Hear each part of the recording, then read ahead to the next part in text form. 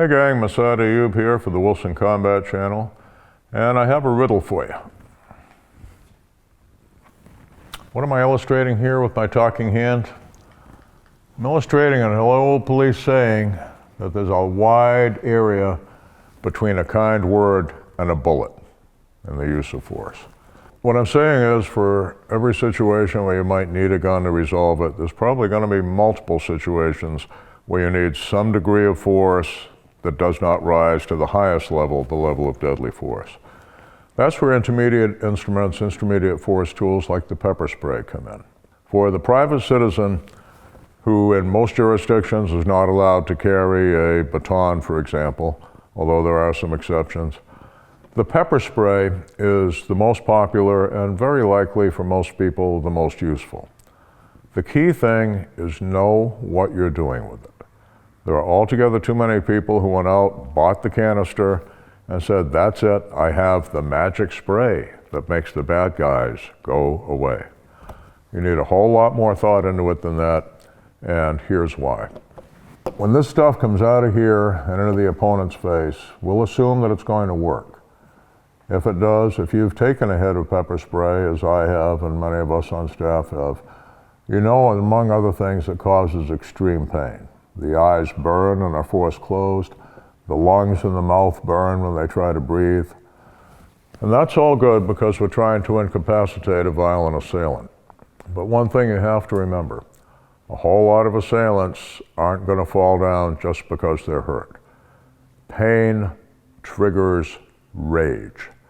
So the first thing to learn, you don't want to just stand there and spray and essentially tell the opponent, okay, your move. Because if you got a 300-pound man in a state of rage, and you've enraged him more with the pain, he's going to come at you where he last saw you before his eyes were forced closed. And he's going to come at you like the rhino in the movie 300, and you don't want to be where he last saw you. So one of the first things that you learn in a pepper spray class is spray and move. Spray and move. When you do spray, it's a good idea to have this hand up to make sure you don't get back spatter. Any of us who've had to use this stuff know that any number of circumstances can end up with the defender being to some degree contaminated with their own spray. I'm going to urge you not to use this without a good, competent class. Be checking around. Your local crime prevention officer at your police department or sheriff's office should be able to steer you to a competent pepper spray instructor. If they can't, talk to your local police union that stays in touch with the retired officers. They'll probably have one who's a certified instructor in chemical incapacitants and aerosol incapacitants who would be available to train a law-abiding private citizen. You want to learn those movement patterns. You also want to know how the different canisters will operate because you have multiple different options. You wouldn't go deer hunting and rabbit hunting with the same gun and cartridge. You want to tailor your particular tool to your particular threat profile. We have foggers, we have streamers, we have foam, and each of them has certain advantages in certain situations. If you're concerned about an immediate, quick reaction with something rapidly closing on you, that's when I'd want the fogger, something that's coming out in a wide cone and is going to get something in the eyes, something in the nose, something in the mouth. If I want to keep a distance, if my assailants are as far, giving me the bad eye and closing on me from, let's say, as far away as any of these cameras are, I would want a streamer. The streamer gives you much more accuracy, it's more focused, and it gives you more range. But in close, you have to be a whole lot more careful to get it into the eyes and into the mouth. The foam is kind of in between the two so far as range. And one advantage to the foam is it's the least likely to be blowing back on you and contaminating you.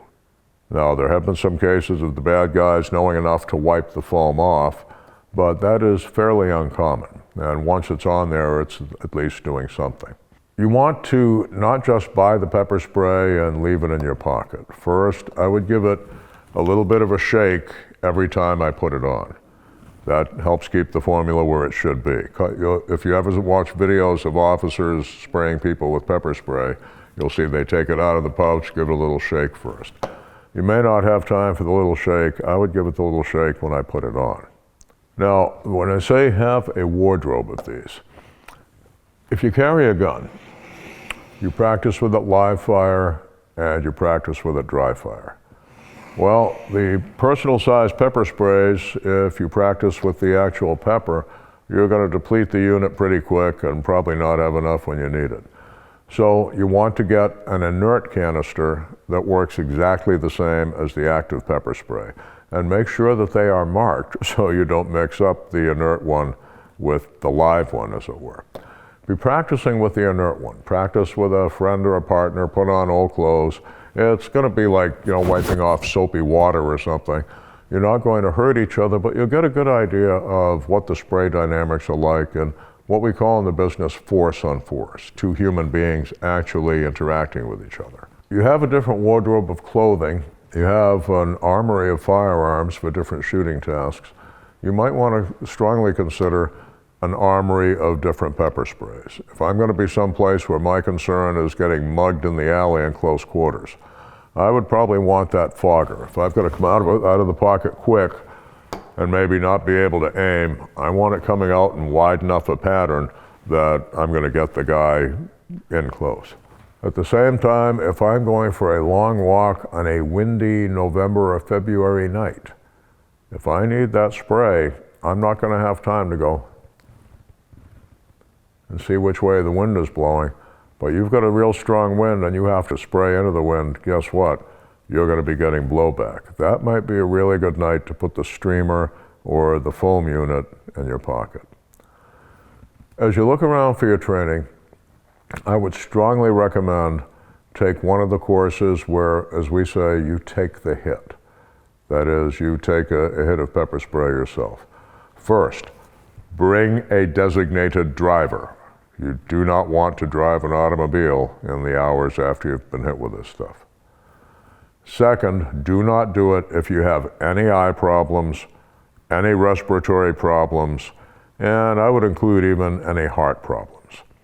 But if you're free of eye, respiratory, or cardio problems, having taken the hit first gives you a much better idea of what you're putting out. It's like in a hand-to-hand combat class, if you've ever been taught grappling or how to break a chokehold or anything like that, having it done to you when you're in the bad guy role is often more instructive than you doing it in the good guy role.